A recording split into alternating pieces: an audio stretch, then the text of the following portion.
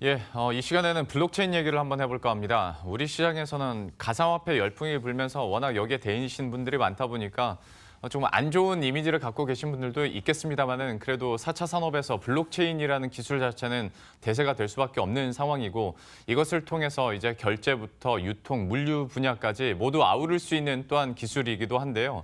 특히 올해 들어서 이런 블록체인 기술을 활용한 어떤 상용화의 원년이 될 것이다라는 전망들이 많습니다. 현재 산업계 분위기는 어떤지 두 기자와 함께 이 부분 자세히 다뤄보도록 하죠. 이제 박수현 기자, 김혜람 기자 나와 있습니다. 먼저 현재 상용화의 원년이라는 말은 저희가 자주 쓰긴 하는데 실제로 이게 얼마나 가능한지 업계 분위기부터 한번 전해주시죠. 네, 올해는 실제 사용할 수 있는 D앱이 쏟아집니다. 이 블록체인 기반 분산형 애플리케이션이라고 하는 D앱인데요. 그간 블록체인에 매진해왔던 ICT 업계가 올해부터 본격적으로 메인넷과 D앱을 선보이면서 사용자 확장석을 대폭 넓혀갈 것으로 예상이 됩니다.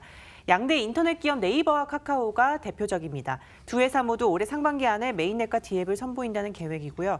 빠른 속도, 누구나 사용할 수 있는 범용성, 개발 편의성에 장점을 찍었습니다. 예. 네이버가 단일화된 생태계를 중심으로 움직인다면 카카오는 탈중앙화된 퍼블릭 플랫폼을 지향합니다.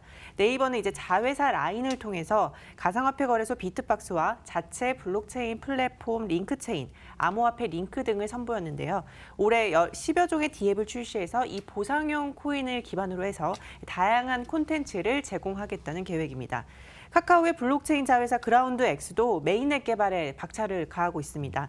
현재 콘텐츠, 게임, 금융 등 20여 개의 다양한 분야의 파트너사와 함께 글로벌 퍼블릭 블록체인 플랫폼 클레이튼 생태계 구축에 나서고 있고요.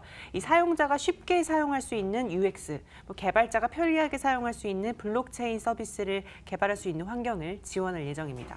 자, 이렇게 들어보면 확실히 분위기가 많이 달라졌다는 것이 옛날에 블록체인 기술을 한다면 스타트업 기술, 스타트업 회사들 저희가 얘기를 많이 해드렸는데 지금은 대기업에서도 좀 관련 사업들을 펼치고 있는 상황이거든요. 그래서 더 속도를 낼 수밖에 없는 상황이고 과연 이것이 실제 우리 일상을 어떻게 바꿔놓을지에 대한 궁금증도 분명히 있습니다. 사례 한번 소개해 줄 게 있을까요? 네, 인터넷 기업 앞서 소개해 준 것뿐 아니라 대기업 계열사 SI 업체 등도 이제 블록체인 기술을 접목한 서비스를 본격적으로 도입을 계획을 하고 있습니다. 물류, 금융 등 각 산업 분야에서 좀 편의성과 효율성을 대폭 끌어올린 것이 좀 특징인데요. 롯데정보통신이 개발한 축산물 이력 관리 시스템을 제가 직접 마트에서 관찰을 해봤는데 예. 이 소고기에 붙어 있는 바코드를 찍으면 제조, 운송, 판매 단계까지 축산물 이력 전 과정을 한눈에 파악할 수 있습니다. 이 블록체인을 기반으로 했기 때문에 위변조가 불가능하고요. 최종 소비하는 가장 작은 단위 제품까지 추적을 할 수 있기 때문에 이상이 있으면 바로 역추적이 가능합니다. 또 SI 업체들은 특히 프라이빗 블록체인을 활용해서 기업을 대상으로 좀 서비스를 개발하고 있는데요. SK CNC는 이제 금융권을 대상으로 블록체인 기술을 상용화해서 서비스를 제공합니다. 개인 인증 물류 관리나 전자문서 유통 이런 기존 은행권과 제2금융권까지 고객을 좀 마케팅해서 이제 시장을 확대할 계획입니다. 예. LG CNS를 보면 금융통신, 전 산업에서 적용 가능한 자체 블록체인 플랫폼인 모나체인을 출시를 했는데요. 디지털 인증이나 디지털 커뮤니티 화폐를 제공하게 되는데 이 은행의 블록체인 플랫폼을 제공하고 은행은 화폐 발행과 유통을 담당하는 그런 방식입니다. 이 몸집이 커진 오토 업체들과 스타트업도 본격적으로 나서고 있고요. 야놀드와 베나레 민족은 블록체인 기업 테라와 제휴를 맺었는데 이 결제 시스템을 통해서 전자상거래 플랫폼을 제공하고 이를 활용해서 결제 시스템을 계속 제공할 계획입니다. 앞으로 좀 블록체인 시장은 계속 커질 것으로 보이고요. 2025년까지 이 글로벌 블록체인 플랫폼이 전 세계 총생산의 10%를 차지할 것으로 관측이 돼서 앞으로 시장 전망은 계속 가팔라질 것으로 보입니다. 방금 박수영 기자가 간단하게 사례를 든 것만 봐도 벌써 결제, 인증, 물류 통틀어서 블록체인 기술이 현재 활용이 되고 있는 상황인데요. 과연 통신업계에서는 블록체인 기술과 관련해서 어떤 구상을 갖고 있는지도 좀 궁금해집니다. 현재 통신업계 분위기는 어떻습니까? 이제 통신사들은 말 그대로 원래 유무선 통신 사업을 하는 곳들이죠. 사실 예. 이런 원래 아이덴티티를 좀 가져가겠다고 하는 겁니다. 2014년부터 블록체인 기술을 계속 연구해왔던 KT 같은 경우는 앞으로 블록체인이 통신 회로를 대체하는 시대가 올 건데 이를 대비하겠다라고 밝혔습니다. 관계자 이야기 듣고 오겠습니다. 블록체인은 이제 네트워크 인프라 기술로서 저희 KT는 이제 통신 사업자로서 블록체인 기술을 가지고 앞으로 이제 네트워크를 인텔리전트하게 바꿔나가는 일을 하고 있습니다. 거기에서 말씀드린 것처럼 이제 다양한 서비스들이 있겠지만 우선은 기본이 이제 네트워크가 결합된 그 블록체인 기술을 사업화시키는데 방향성을 잡고 있습니다. 네, 우면동에 있는 KT 그 융합기술원에 가보면 직원들이 직접 현금을 K토큰으로 환전을 해서 이 블록체인으로 만들어진 이 커피 머신에서 커피를 뽑아서 마십니다. 뭐 이 같은 지급결제 서비스가 실제 고객들한테는 좀 와닿는 피부에 와닿는 블록체인 서비스일 건데요. 예. 그런데 통신사업자인 KT의 경우는 조금 입장이 다릅니다. 어떤 블록체인 땡땡페이를 하나 더 만들겠다 이런 게 아니라 다양한 자산들을 디지털화 시켜서 이 통신 인프라 위에 서비스를 구축하겠다라고 하는 방향성을 잡고 있습니다. 이 KT는 K토큰을 이용하는 블록체인 플랫폼을 준비를 하고 있는데요. 이 플랫폼 위에서, 이 네트워크 위에서 뭐 지역 화폐라든지 에너지 거래, 아까 보셨던 뭐 커피 토큰이나 기부 토큰 같은 서비스들이 작동을 하게 됩니다.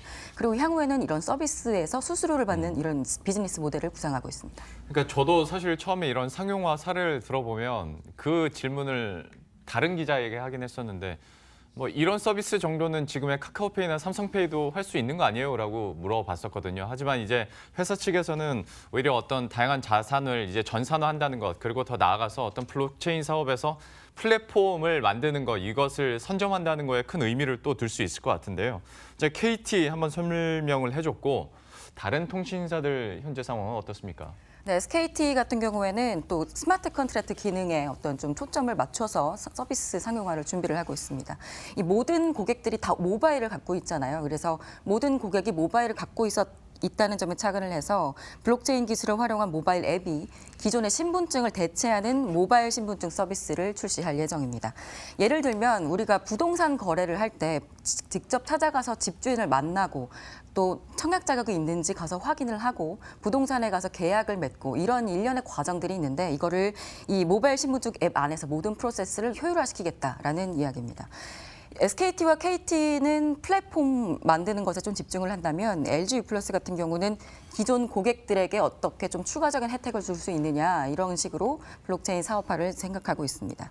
LG U+ 고객들은 이르면 올해 상반기부터 일본이나 대만 등지에 놀러 갔을 때 블록체인을 이용한 페이 결제를 활용할 수 있게 됩니다. 업장에서 코드를 찍고 코드 QR 결제를 하면 다음 달 통신비로 납부하게 되는 건데요. 그러니까 LG U+ 고객은 여행 전에 미리 환전을 할 필요가 없어지게 되는 겁니다. 예. 자, 이렇게 통신업계에서 어떻게 블록체인 기술을 활용하고 있는지까지 함께 살펴봤는데요. 이번에는 블록체인 업계 내에서의 분위기도 한번 체크해 보도록 하겠습니다. 올해 화두가 뭘지 궁금합니다. 사실 2년 전에는 가상화폐 거래소 만드는 게 화두가 아니었을까 싶긴 한데 지난해에는 참 씁쓸한 기억들로 많이 남겨져 있고 올해는 좀 어떻게 리프레시 시켜볼 수 있을까요? 그렇죠. 뭐 블록체인 가상화폐 단어 굉장히 좀 우리에게 익숙해진 게 2017년도에 비트코인이 2천만 원 뭐 이렇게 가면서 익숙해졌는데 지금 뭐 5분의 1 토막이 났고요. 예. 또 스타트업들 이 화이트페이퍼 즉 앞으로 무슨 사업을 하겠다라는 계획서만 있으면 뭐 수백억 원대 자금을 조달하는 ICO 시장 뭐 이런 것들이 가장 익숙하실 겁니다. 그런데 이것도 마찬가지로 얼어붙어 있는 상태입니다. 그래서 올해 화두는 이런 신생아 같은 코인 생태계가 기존 금융권으로 흡수해서 들어올 수 있느냐입니다. 이게 바로 증권형 토큰 STO인데요. 이게 좀 너무 말들이 어려워서 제가 좀 쉽게 설명을 해드리면 증권형 토큰은 말 그대로 토큰은 토큰인데 증권의 성격을 가지고 있다는 겁니다. 이 ICO 토큰을 발행할 때는 사실 기존 법 체계 안에서 그 어떤 라이선스도 필요하지가 않습니다. 그런데 STO 같은 경우는 증권사 라이선스를 가지고 있는 곳들이 토큰 발행을 해주게 됩니다. 이게 굉장히 다른 점이고요. 예. 토큰은 부동산이나 채권, 뭐 값비싼 그림, 기업 가치 등 다양한 자산들을 연동을 시킬 수 있습니다.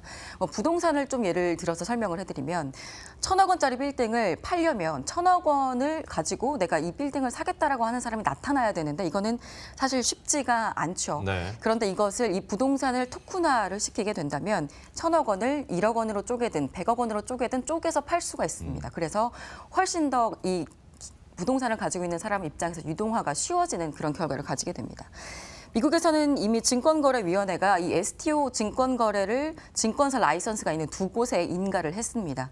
시리즈원회 같은 경우는 24시간 동안 사실 전 세계인을 대상으로 가상화폐 거래소를 운영하는 것도 뭐 노하우가 매우 필요한 건데요. 이런 노하우를 가지고 있는 빗썸을 통해서 또 뭐 기술 투자를 받고 해서 올해 STO 거래소를 오픈하겠다라는 계획을 밝혔습니다.